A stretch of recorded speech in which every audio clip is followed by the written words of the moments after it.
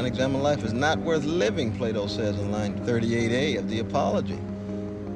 How do you examine yourself? What happens when you interrogate yourself? What happens when you begin to call into question your tacit assumptions and unarticulated presuppositions and begin then to become a different kind of person? See, I put it this way, that for me, philosophy is fundamentally about our finite situation. And we can define that in terms of we're beings toward death.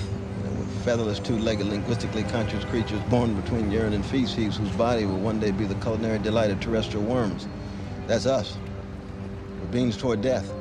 At the same time, we have desire. Why we are organisms in space and time, and so it's desire in the face of death.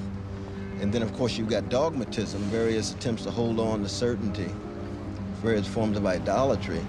And you've got dialogue in the face of dogmatism. And then, of course, structurally and institutionally, you have domination. And you have democracy. You have attempts of people trying to render accountable elites, kings, queens, suzerains, corporate elites, politicians, try to make these elites accountable to everyday people.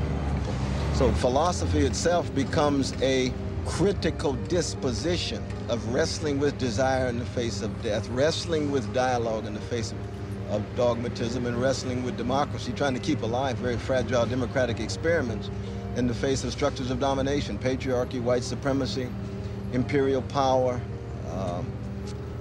state power, all those concentrated forms of power that are not accountable to people who are affected by it.